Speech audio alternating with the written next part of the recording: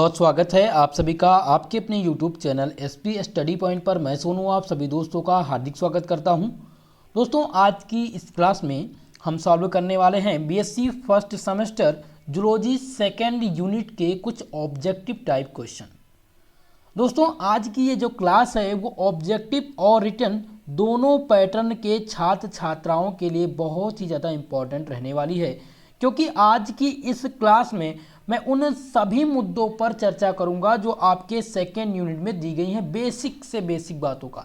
जैसे कि second unit में जो आपकी सेकेंड यूनिट है जूलॉजी का दोस्तों, उसका नाम है structure and function of cell organelles second. ठीक है, पहला यूनिट जो था वो मैंने डिस्कस कर दिया था, ऑब्जेक्टिव टाइप क्वेश्चन मैंने सॉल्व करा दिए थे। कुछ रिटर्न पैटर्न पर भी क्लास हो गई है, बाकी रिटर्न पैटर्न की कल क्लास होगी दोस्तों। ठीक है, तो यहाँ पर जो क्लास होने वाली है बेसिक से बेसिक बात, जैसे कि माइक्रो ट्यूबुलस क्या होता है, राइबोसोम क्या है, क्रेब्स साइकिल क्या है, माइक्रो इन्फ्लामेंट क्या है, इन सभी बेसिक पॉइंट पर बात करेंगे और ये सभी रिटर्न पैटर्न में भी पूछे जाते हैं। तो दोस्तों आप लोग पेन और कॉपी लेकर के बैठिएगा, क्योंकि मैं हिंदी और इंग्लिश दोनों लैंग्वेज में आज मैं आपको डिफाइन करने वाला हूँ। इन सभी प्रश्नों को, हर एक ऑप्शन को मैं अब यहाँ पर सॉल्व करने का प्रयास करूँगा। बहुत ही बेसिक है, अगर आप ये क्लास पूरा देख लेंगे तो ये मानकर चलिए कि यूनिट सेकंड से जो भी MCQ आपके एग्जाम में बनेंगे वो आपको यहीं से मिलेंगे। ठीक है, चलिए दोस्तों क्लास को स्टार्ट करते हैं। जोरदार तरीके से सभी लोग क्लास को शेयर कर दीजिएगा और जो भी हमारे साथ चैनल पर जुड़ रहे हैं चैनल को सब्सक्राइब जरूर कर लें। चलिए दोस्तों यूनिट सेकंड स्टार्ट करते हैं और पहला प्रश्न आपके सम्मुख दिया गया है, microtubules are found in. Microtubules को हिंदी में कहते हैं सूक्ष्म नलिकाएं। क्या कहते हैं दोस्तों? सूक्ष्म नलिकाएं कहते हैं। ठीक है, तो सूक्ष्म नलिकाएं कहाँ पाई जाती हैं? जो माइक्रो ट्यूबुलस होते हैं यानी सूक्ष्म नलिकाएं कहाँ पाई जाती हैं? ऑप्शन आपका दिया गया है यहाँ पर, eukaryotes, prokaryotes, bacteria and virus. तो दोस्तों आप लोग ध्यान रखिएगा, जो सूक्ष्म नलिकाएं हैं ये कहाँ पाई जाती हैं? सूक्ष्म नलिकाएं कहाँ पाई जाती हैं? आप सभी लोग जल्दी से बताइए, आप सभी को पता होना चाहिए। तो सूक्ष्म नलिकाएं जो होती हैं दोस्तों वो यूकैरियोटिक कोशिका में पाई जाती हैं। यहाँ पर जो आपका करेक्ट आंसर हो जाएगा वो ऑप्शन नंबर ए हो जाएगा। साथ ही साथ दोस्तों जो माइक्रो ट्यूबुलस होता है, microtubules are a major component of the cytoskeleton. They are found in all eukaryotic cell and they are involve in mitosis. Mitosis जिसे समसूत्री विभाजन कहते हैं, cell motility and intercellular transport. दोस्तों जो आपकी माइक्रो ट्यूबुलस है, माइक्रो ट्यूबुलस यानी सूक्ष्म नलिकाएं साइटोस्केलेटन के प्रमुख घटक हैं। ये साइटोस्केलेटन के यानी सूक्ष्म नलिकाएं जो हैं दोस्तों वो साइटोस्केलेटन के प्रमुख घटक हैं और वह सभी यूकैरियोटिक कोशिका में पाए जाते हैं। ये सभी कहाँ पाए जाते हैं? यूकैरियोटिक कोशिका में पाए जाते हैं। ये समसूत्रण कोशिका में गतिशीलता अतः कोशिका के परिवहन और कोशिका के रख रखाव में भी शामिल होते हैं। ठीक है, तो यहाँ पर क्वेश्चन था कि माइक्रो ट्यूबुलस आर फाउंड, तो आप लोग बताएंगे यूकैरियोटिक कोशिका। ओके, यहाँ पर आपका ऑप्शन नंबर ए सही हो जाएगा। क्वेश्चन नंबर 2 है कि outer structure of microtubules are. सूक्ष्म नलिकाएं की बाहरी संरचना, सूक्ष्म नलिका जो होती है इसकी बाहरी संरचना कितनी होती है? यानी 10 mm की होती है या 20 mm की होती है या फिर 25 mm की होती है या 30 mm की होती है? आपको बताना है दोस्तों कि जो आपकी सूक्ष्म नलिका है यानी कि सूक्ष्म नलिका की बाहरी संरचना कितनी होती है। तो ध्यान रखिएगा दोस्तों, ट्यूबुलिन के बहुलक होते हैं। जो सूक्ष्म नलिका होती हैं यानी माइक्रो ट्यूबुलस जो होते हैं ये ट्यूबुलिन के बहुलक होते हैं जो साइटोस्केलेटन का हिस्सा बनते हैं। यानी कि ये साइटोस्केलेटन का हिस्सा भी हैं और ये यूकैरियोटिक कोशिका में पाए जाते हैं, ये मैंने बता दिया। और ये क्या करते हैं, इनका एक आकार प्रदान करते हैं। इनका जो आकार होता है माइक्रो ट्यूबुलस का आकार वो लगभग अगर बात किया जाए तो 50 मीटर तक लंबा हो सकता है। कितना मीटर दोस्तों? अधिकतम इसकी जो लंबाई है वो 50 मीटर तक हो सकती है। साथ ही साथ अगर इसकी चौड़ाई की बात किया जाए तो इसकी जो चौड़ाई है दोस्तों वो 23 से 27 एनएम तक रहेगी। ठीक है, 23 से 27। और अगर आंतरिक व्यास देखा जाए तो इसका जो आंतरिक व्यास रहने वाला है वो 11 से 15 एमएम तक के बीच का होता है। तो यहाँ पर outer structure of micro tubules पूछा गया था दोस्तों, तो यहाँ पर आपका जो सही आंसर हो जाएगा हो जाएगा ऑप्शन नंबर सी। यानी कि मैंने आप लोग को बताया कि 23 से लेकर के 27 तक का होता है, तो यहाँ पर आपने ऑप्शन देखा कि 25 दिया गया है, 25 और 27। ठीक है, तो यहाँ पर आपका आंसर हो जाएगा ऑप्शन नंबर सी हो जाएगा। चलिए क्वेश्चन नंबर 3 की चर्चा करते हैं। क्वेश्चन नंबर 3 है microtubules are made up of. जो माइक्रो ट्यूबुलस हैं ये किससे मिलकर बने होते हैं ये आपको बताना है। Microtubules are made up of. चलिए क्वेश्चन नंबर 3 दोस्तों, जो माइक्रो ट्यूबुलस होते हैं ये किससे बने होते हैं? तो microtubules are the largest type of filament. जो माइक्रो ट्यूबुलस होते हैं एक प्रकार के लंबे लार्जेस्ट फिलामेंट होते हैं with a diameter about 25 nanometer and they are composed of protein are called tubulin. यानी कि ये किससे मिलकर बने होते हैं? Microtubules are made up of protein. Protein से मिलकर बने होते हैं, लेकिन इनको क्या कहा जाता है? इनको ट्यूबुलिन कहा जाता है। जो यानी कि जो कंपोस्ट होकर के जब ये प्रोटीन से मिलकर के बने होते हैं तो इनको क्या कहा जाता है? ट्यूबुलिन कहा जाता है। ध्यान रखिएगा, कहीं ऑप्शन में अगर ट्यूबुलिन आ जाए तो आप लोग ट्यूबुलिन पर टिक करिएगा। अगर पूछ ले कि माइक्रोब्यूटलस आर मेड अप ऑफ, अगर लिखा हो ट्यूबुलिन तो आप उसी पर टिक करेंगे। हालांकि यहाँ पर जो सही आंसर होगा वो आपका ऑप्शन नंबर सी होगा। तो अगर आपसे पूछ लिया जाए दोस्तों कि माइक्रो ट्यूबुलस किससे बने होते हैं, अक्सर रिटर्न पैटर्न में एग्जाम पूछ लिया जाए लिखित परीक्षा में, तो आप लिखेंगे कि माइक्रोब्यूटलस या tubules are the largest type of filament with a diameter about 25 nm। अभी मैंने बताया ना माइक्रोब्यूटलस की जो अधिकतम लंबाई हो कितनी है, यानी कि कितना डायमीटर होता है? 25 होता है दोस्तों। और they are composed a protein and called tubulin. Okay, चलिए क्वेश्चन नंबर 4 है दोस्तों special type of fibre element. Special types of fibre element, यानी कि जो स्पेशल टाइप के फाइबर हैं वो कौन से हैं? पहला दिया गया है माइक्रो ट्यूबुलस, ऑप्शन बी दिया गया है माइक्रो फिलामेंट्स, और सी दिया गया है intermediate filament and all of the above. तो स्पेशल टाइप से जो फाइबर होते हैं दोस्तों वो क्या होते हैं? माइक्रो फिलामेंट होते हैं। क्या होते हैं? माइक्रो फिलामेंट होते हैं। तो आपका यहाँ पर ऑप्शन बी नंबर सही होगा।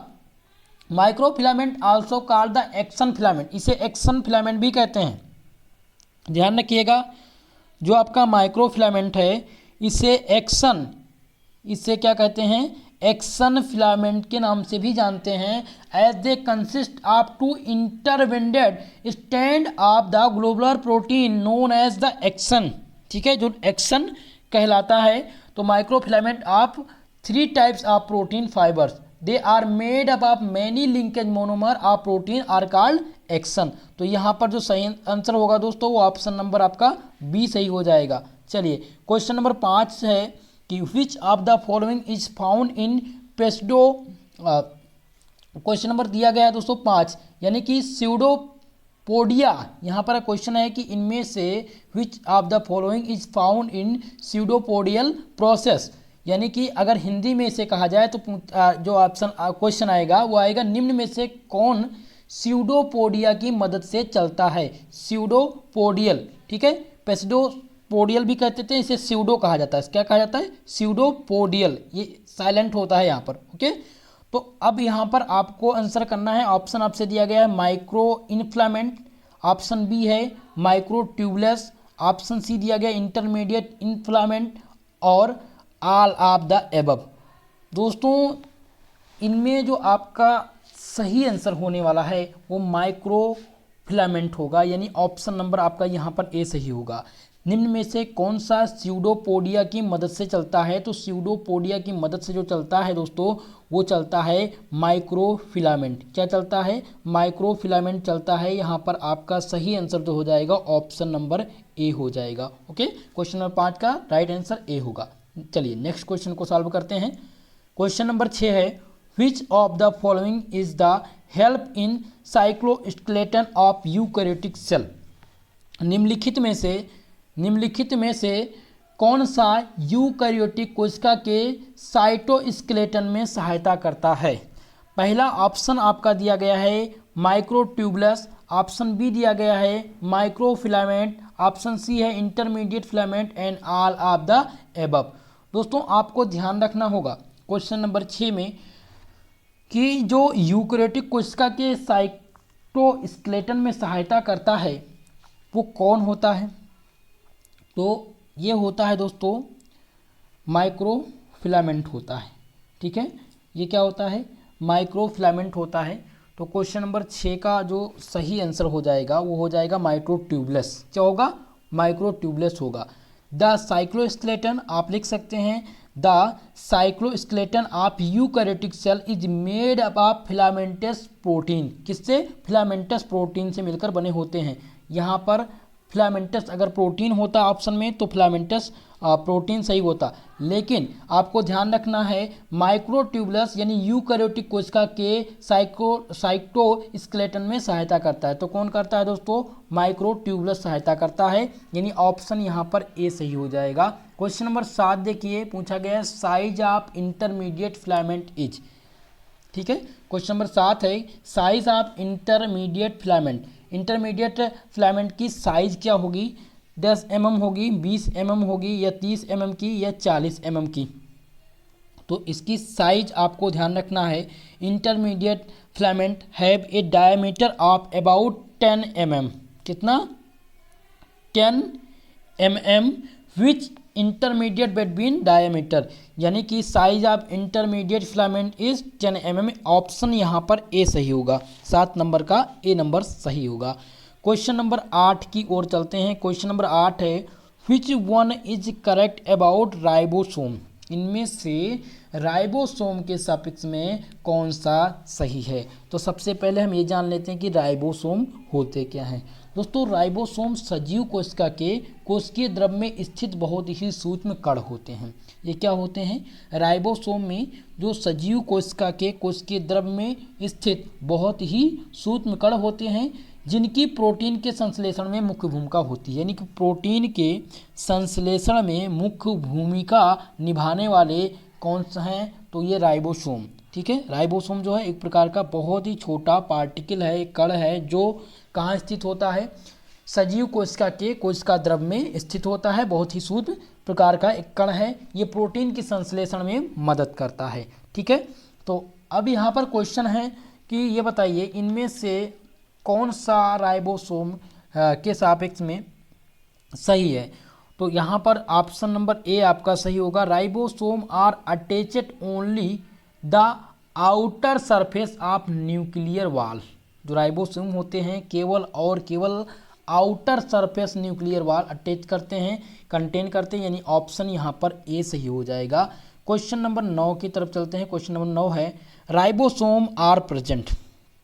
राइबोसोम उपस्थित होता है, क्वेश्चन है कि राइबोसोम उपस्थित होता है in all the animal cell, या बी ऑप्शन दिया गया है in all the plant cell, या सी है in all the living cell of plant and animals, या फिर है दोस्तों present only in sex cell and about animals. ठीक है, तो अब राइबोसोम उपस्थित कहाँ होता है, इसकी जानकारी हमें कैसे होगी। तो सबसे पहले राइबोसोम के बारे में समझ लेते हैं। देखिए ribosome are present in mitochondria. Ribosome जो होते हैं वो माइटोकॉन्ड्रिया में उपस्थित होते हैं, एंड प्लास्टेड, और प्लास्टेड में the site of respiration and photosynthesis, जो रेस्पिरेशन और फोटोसिंथेसिस में बहुत ही मुख्य भूमिका निभाते हैं। तो राइबोसोम सजीव कोशिका के कोशिका द्रव में स्थित बहुत ही सूक्ष्म कण होता है, जिनकी प्रोटीन संश्लेषण में महत्वपूर्ण भूमिका होती है। तो ribosome are present in all living cell. Ribosome are present in all living cell of plant and animal. इस प्रकार से आपका ऑप्शन सी सही हो जाएगा। अगर पूछा जाए आपसे ऑप्शन में कि राइबोसोम कहाँ पर उपस्थित होता है, तो आप बताएंगे कि राइबोसोम जो होता है वो ऑल लिविंग सेल में, यानी ऑल जीवित सभी जीवित कोशिका में, प्लांट में और एनिमल में मिलता है। ठीक है, चलिए क्वेश्चन नंबर 10 है, ribosome are essential for. Ribosome are essential for, तो ribosome are essential for protein synthesis. क्या? Protein synthesis. किसके लिए होता है ribosome? Ribosome are essential for protein synthesis, यानी ऑप्शन नंबर यहाँ पर क्या हो जाएगा? ए हो जाएगा। राइबोसोम किसके लिए? राइबोसोम में प्रोटीन की मुख्य भूमिका होती है प्रोटीन सिंथेसिस में। ऑप्शन नंबर ए सही होगा यहाँ पर। ओके, चलिए क्वेश्चन नंबर 11 की चर्चा करते हैं। क्वेश्चन नंबर 11 है दोस्तों कि ribosome of bacteria, mitochondria and chloroplast are of. Ribosome, bacteria, mitochondria and chloroplast are of. तो बैक्टीरिया, माइटोकॉन्ड्रिया और क्लोरोप्लास्ट के राइबोसोम होते हैं। कितने टाइप्स के होते हैं राइबोसोम? बैक्टीरिया, माफ करिएगा, बैक्टीरिया, माइटोकॉन्ड्रिया और क्लोरोप्लास्ट। यहाँ पर 3 बात ध्यान रखिएगा। यहाँ पर पूछा गया बैक्टीरिया, माइटोकॉन्ड्रिया और क्लोरोप्लास्ट के राइबोसोम कितने प्रकार के होते हैं? तो ribosome of bacteria, mitochondria, chloroplast have the 17 S type of ribosome. इनके पास 70 एस प्रकार के, यानी कि बैक्टीरिया, माइटोकॉन्ड्रिया और क्लोरोप्लास्ट के पास 70 एस प्रकार के राइबोसोम पाए जाते हैं। यानी यहाँ पर जो आपका करेक्ट आंसर हो जाएगा वो हो जाएगा ऑप्शन नंबर सी हो जाएगा। ठीक है, चलिए नेक्स्ट क्वेश्चन की तरफ चलते हैं और नेक्स्ट क्वेश्चन को सॉल्व करते हैं। क्वेश्चन नंबर 12 है, माइटोकॉन्ड्रिया से पूछा गया क्वेश्चन। माइटोकॉन्ड्रिया, ऑप्शन ए दिया गया कंटेन क्रेना एंड सर्टिस्ट, break down ATP, release energy, carry a circular respiration, all of these. तो माइटोकॉन्ड्रिया क्या होती है दोस्तों? सबसे पहले हम इसको समझ लेते हैं। माइटोकॉन्ड्रिया जीवाणु एवं नील हरित शैवाल को छोड़कर शेष सभी सजीव पादप एवं जंतु कोशिका के कोशिका द्रव्य में अनियमित रूप से बिखरे हुई दोहरी झिल्ली आबंध कोशिका के सूक्ष्म कणिका या माइटोकॉन्ड्रिया कहते हैं। दोस्तों अगर आपसे पूछा जाए कि माइटोकॉन्ड्रिया क्या है तो आप बताएंगे कि जीवाणु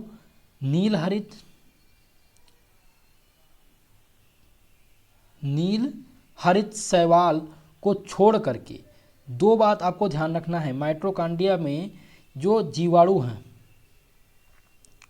जीवाणु एवं नील हरित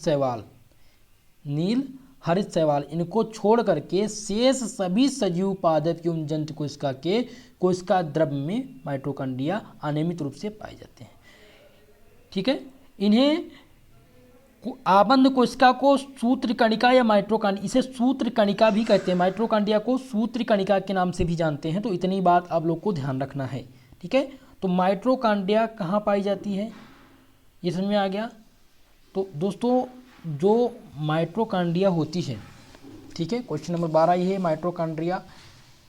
अब इसमें आपको बताना है, जब तक आपको इसके बारे में पता नहीं होगा तब तक आप आंसर बिल्कुल नहीं कर पाएंगे। माइटोकॉन्ड्रिया दिया गया है, कैरी ए सर्कुलर रेस्पिरेशन या break down ATP, release energy. चलिए जल्दी से बताइए एटीपी का फुल फॉर्म क्या होता है? एटीपी का फुल फॉर्म आप लोग बताइए कि एटीपी जो है इसका फुल फॉर्म क्या होता है?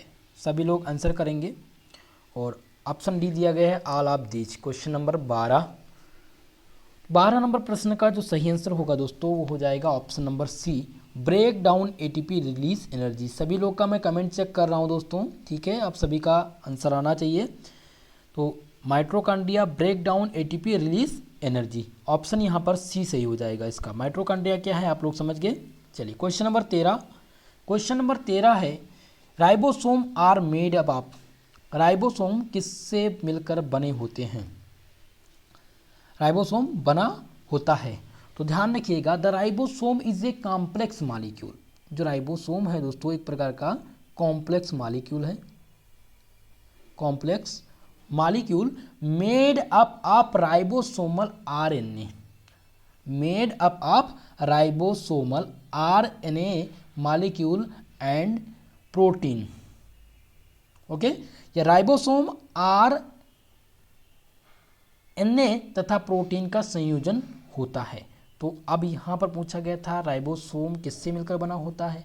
तो भैया राइबोसोम जो होता है वो प्रोटीन के बाद में राइबोसोम आरएनए तथा प्रोटीन से मिलकर के, यानी कि राइबोसोम आरएनए तथा प्रोटीन का संयोजन होता है। तो यहाँ पर आपका करेक्ट आंसर क्या हो जाएगा क्वेश्चन नंबर 13 में? क्वेश्चन नंबर 13 का जो करेक्ट आंसर हो जाएगा वो ऑप्शन सी हो जाएगा। Ribosome are made up of protein and RNA. Okay, चलिए क्वेश्चन नंबर 14 की तरफ देखते हैं। क्वेश्चन नंबर 14 है which process occur in mitochondria. इनमें से कौन सा प्रोसेस जो है वो माइटोकॉन्ड्रिया में पाया जाता है या उत्पन्न होता है? माइटोकॉन्ड्रिया में कौन सी प्रक्रिया होती है? आप ये कह सकते हैं कि माइटोकॉन्ड्रिया में कौन सी प्रक्रिया होती है। चलिए आपको बताना है, क्वेश्चन नंबर 14 है कि माइटोकॉन्ड्रिया में कौन सी प्रक्रिया होती है। पहला ऑप्शन आपका दिया गया है फास्फोरिलेशन, ऑक्सीफास्फोरिलेशन, सी दिया गया है फास्फो रेस्पिरेशन और ऑप्शन डी दिया गया है रेस्पिरेशन। चलिए आपको बताना है इसमें क्वेश्चन नंबर 14। तो ध्यान रखिएगा दोस्तों, इसमें फास्फोरिलीकरण होता है। क्या होता है? फास्फोरिलीकरण होता है, यानी कि आपका इसमें करेक्ट आंसर क्या हो जाएगा क्वेश्चन नंबर 14 का? यहाँ पर हो जाएगा ऑप्शन नंबर बी। क्या हो जाएगा? ऑप्शन नंबर बी हो जाएगा, ऑक्सीफास्फोरिलेशन। ठीक है, सही आंसर क्या हो जाएगा? Option number B. Question number 15 है दोस्तों, in which part of mitochondria ATP is generated. Mitochondria के किस भाग में एटीपी पाया जाता है? एटीपी का जो फुल फॉर्म होता है वो होता है दोस्तों एडेनोसिन ट्राइफॉस्फेट। यानी कि माइटोकॉन्ड्रिया के किस भाग में एडेनोसिन ट्राइफॉस्फेट उत्पन्न होता है? तो आप लोग ध्यान रखिएगा, इसका जो सही आंसर होगा वो हो जाएगा F1 पार्टिकल ऑक्सीसोम। ये कहाँ पर जनरेट होता है? F1 पार्टिकल ऑक्सीसोम में जनरेट होता है, उत्पन्न होता है। ठीक है, तो माइटोकॉन्ड्रिया के F1 पार्टिकल ऑक्सीसोम में एटीपी उत्पन्न होता है। यहाँ पर आपका सही आंसर हो जाएगा option number D. Question number 16 है which does Krebs cycle occur in cell. Krebs cycle को दोस्तों, क्रेब्स साइकिल को साइट्रिक एसिड साइकिल कहते हैं। नोट कर लीजिएगा, साइट्रिक एसिड साइकिल के नाम से जानते हैं। इस दोनों का नाम एक ही। अगर एग्जाम में आपसे क्रेब्स साइकिल लिखा आ जाए या साइट्रिक एसिड साइकिल आ जाए, दोनों का मतलब एक ही है। ठीक है, तो क्रेब्स साइकिल होता क्या है? क्रेब्स साइकिल जो है वो क्या होती है? तो ये एक प्रकार की वायवीय श्वसन की दूसरी अवस्था है। ये जो क्रेब्स साइकिल है ये रेस्पिरेशन या श्वसन की दूसरी अवस्था है। ये कोशिका के माइटोकॉन्ड्रिया में होती है। ठीक है, ये कहाँ पर होती है? कोशिका के माइटोकॉन्ड्रिया में होती है। तो यहाँ पर आपका जो सही आंसर हो जाएगा, यानी कि where does Krebs cycle occur in the cell, तो हो जाएगा माइटोकॉन्ड्रिया। कहाँ पर हो जाएगा? माइटोकॉन्ड्रिया। ऑप्शन नंबर आपका बी यहाँ पर करेक्ट आंसर होगा। चलिए क्वेश्चन नंबर 17 है आपका दोस्तों कि in which part of a mitochondrion या mitochondria the ATP is formed. In which part, mitochondria के किस भाग में एटीपी पाया जाता है? किस भाग में एटीपी पाया जाता है? पहला दिया गया है मैट्रिक्स, ऑप्शन बी दिया गया है माइट्रो राइबोसोम, ऑप्शन सी है ऑक्सीसोम और डी दिया गया है आउटर कैविटी।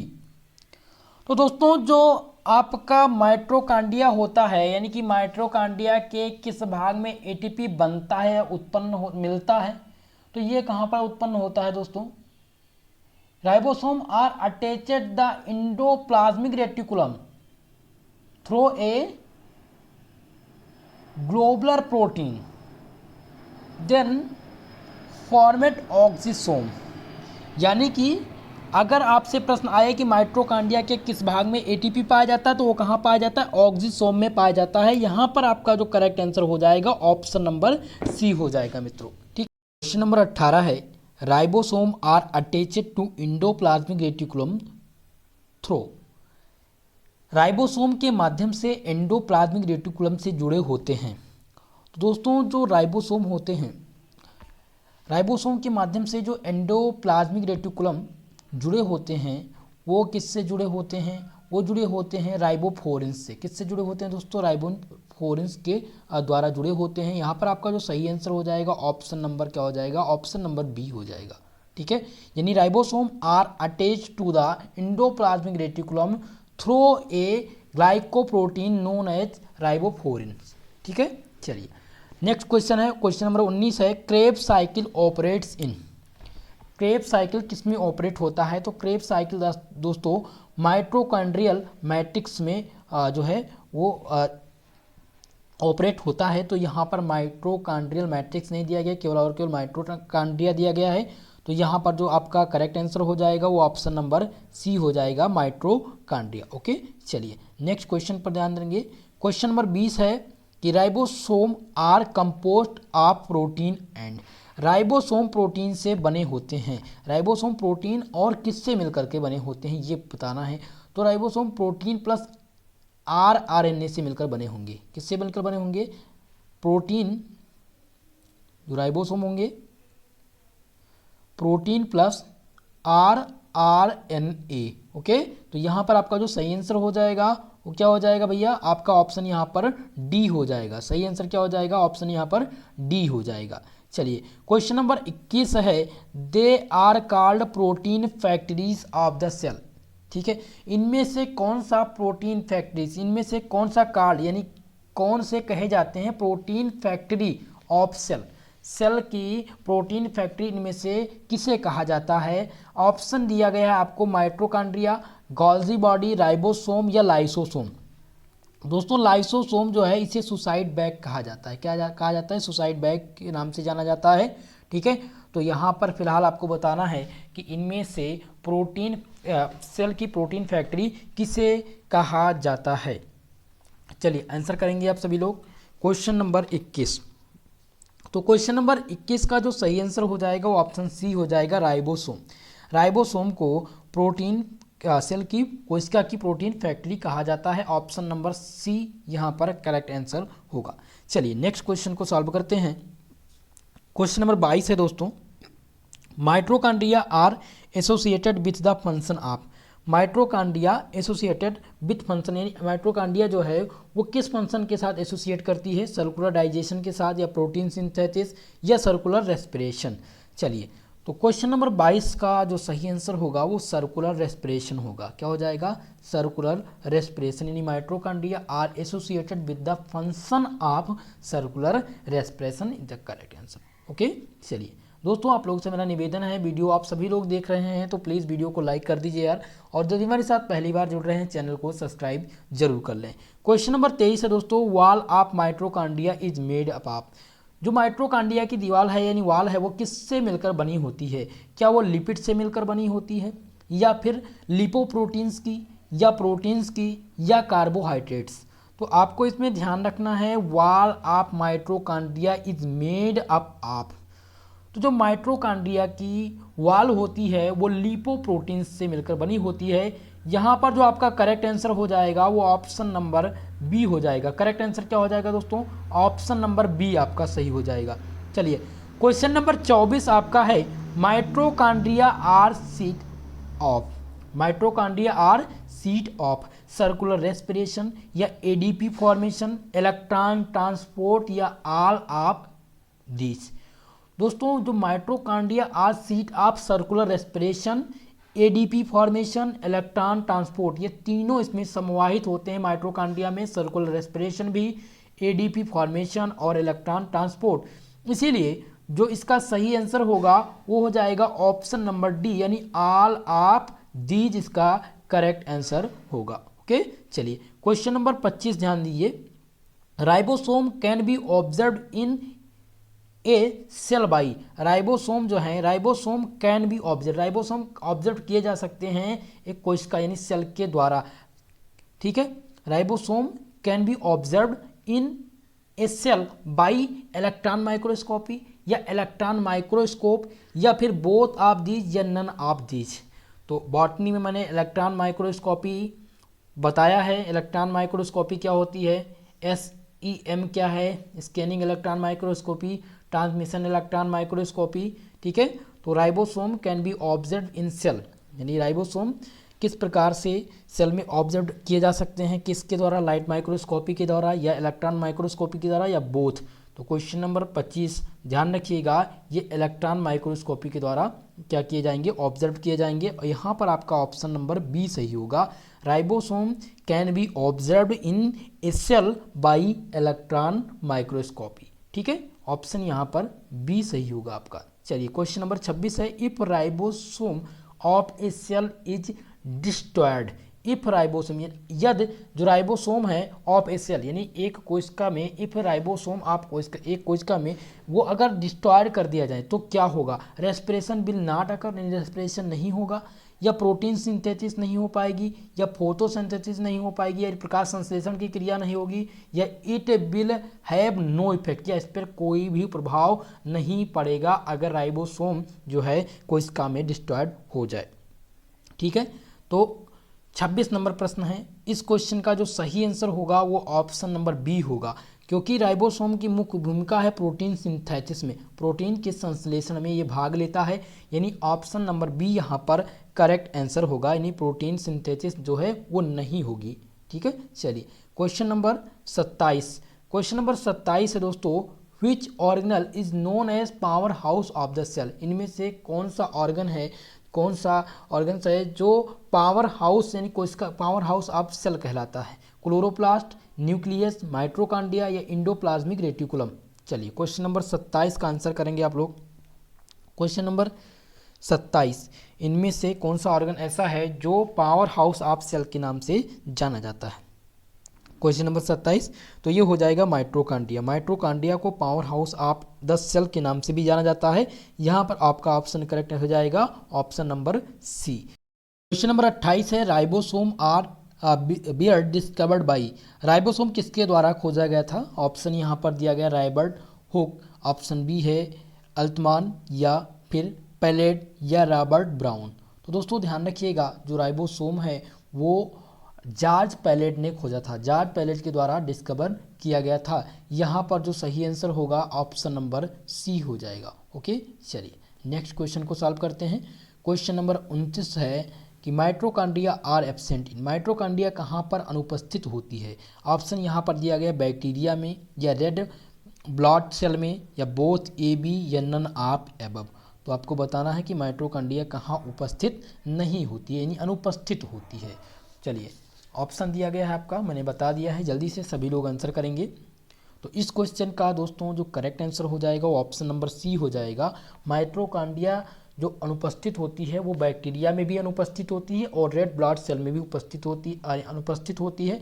ठीक है, तो इसीलिए इसका जो सही आंसर हो जाएगा वो ऑप्शन सी हो जाएगा, दोनों में अनुपस्थित होती है, ना बैक्टीरिया में पाई जाएगी ना रेड ब्लड सेल में पाई जाएगी। ठीक है, चलिए क्वेश्चन नंबर 30 है, F1 particle are found in, F1 particle कहाँ पाया जाता है, इंडोप्लाज्मिक रेटिकुलम में या फिर माइट्रोकांड्रिया में या न्यूक्लियर इनवलप में या लाइसोसोम में। बहुत इंपॉर्टेंट प्रश्न है क्वेश्चन नंबर 30। ठीक है, इस टाइप के क्वेश्चन 2021 और 22 के सत्र में पूछे गए थे दोस्तों फर्स्ट सेमेस्टर में। ठीक है, उनका जिन्होंने अभी तक क्वेश्चन पेपर नहीं देखा प्रीवियस ईयर का, वो मैंने चैनल पर दे दिया है, तो वहाँ से आप लोग देख लीजिएगा। फिलहाल मैं और भी जो प्रश्न हैं मेरे पास ऑब्जेक्टिव टाइप के मैं सॉल्व कराऊंगा और जो प्रश्न पत्र हैं विभिन्न यूनिवर्सिटी के उनको भी सॉल्व करवाऊंगा। ठीक है, तो 31 नंबर प्रश्न का 30 नंबर प्रश्न का आप सभी लोग आंसर करिए। F1 particle are found, F1 particle कहाँ पर पाया जाता है, तो ये पाया जाता है दोस्तों माइट्रोकांड्रिया में। कहाँ पाया जाता है, माइट्रोकांड्रिया में पाया जाता है। ऑप्शन यहाँ पर आपका बी नंबर सही हो जाएगा। क्वेश्चन नंबर 31 है, microtubules are found made up of, microtubules are made up of यानी माइक्रोट्यूबुलस होती हैं सूक्ष्म नलिकाएं जो होती हैं वो किसकी बनी होती हैं। ठीक है, मायोसिन प्रोटीन की, एक्सन प्रोटीन की या ट्यूबुलिन या फिर ग्लोबुलिन प्रोटीन। चलिए 31 नंबर प्रश्न का आंसर करिएगा।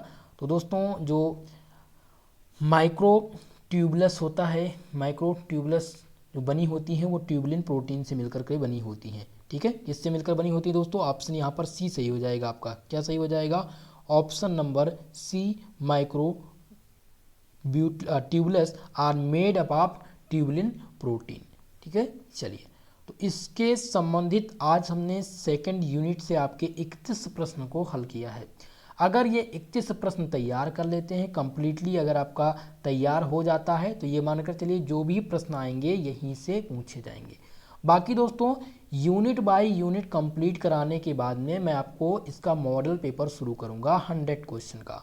100 क्वेश्चन का आपका प्रत्येक सब्जेक्ट का MCQ यानी ऑब्जेक्टिव मैं करवाऊंगा, जो पूरा का पूरा आपका जिस प्रकार से क्वेश्चन आएगा जिस पैटर्न पर उसी के आधार पर बनाऊंगा।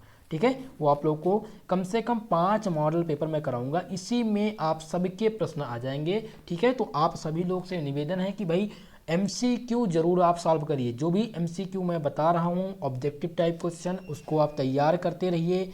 साथ ही साथ जो रिटर्न पैटर्न की क्लास होती है लिखित परीक्षा वाली, तो जैसे कि थ्योरी की क्लास हो रही है, यूनिट बाय यूनिट थ्योरी की भी क्लास आप तैयार करिए।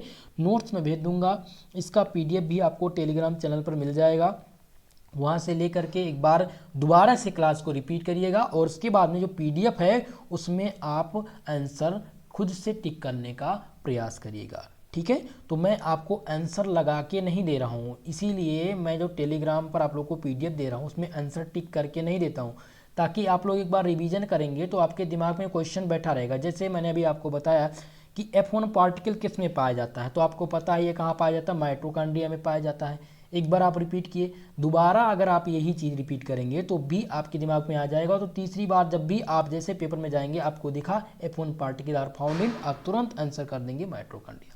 ठीक है, तो कहने का मतलब है कम से कम 3 बार रिवीजन जरूर आप लोग कर लीजिएगा। अगर आपका कोई डाउट है तो कमेंट सेशन में कमेंट करके पूछ सकते हैं, आपके कमेंट का जवाब दिया जाएगा। ठीक है दोस्तों, कल आपके थ्योरी की क्लास होगी फर्स्ट यूनिट की कंप्लीटली, और दूसरे दिन आपकी 3rd यूनिट के MCQ प्रश्न सॉल्व कराए जाएंगे। ठीक है दोस्तों, तो आज की ये क्लास आपको कैसी लगी कमेंट बॉक्स में कमेंट करके ज़रूर बताइए। और दोस्तों आप लोगों से मेरा निवेदन है कि मैं बहुत ही हार्ड वर्क करके आप लोग के लिए क्लास लेकर के आता हूँ, तो आप लोग का फ़र्ज़ है, कोई भी फीस नहीं है, फ्री में क्लास होती है, तो आप लोग का फ़र्ज़ है केवल और केवल वीडियो को लाइक करना है और चैनल को सब्सक्राइब करना है और दोस्तों में शेयर करना है। इतना आप लोग काम करते रहिए, इसमें आप कंजूसी मत करिएगा। ठीक है दोस्तों, तो मुझे आशा है कि आप सब लोग आपका अपना जो चैनल है उस पर सहयोग इसी प्रकार से बनाए रहेंगे। आज के लिए दोस्तों बस इतना ही, मिलते हैं नेक्स्ट क्लास में, तब तक के लिए जय हिंद जय भारत।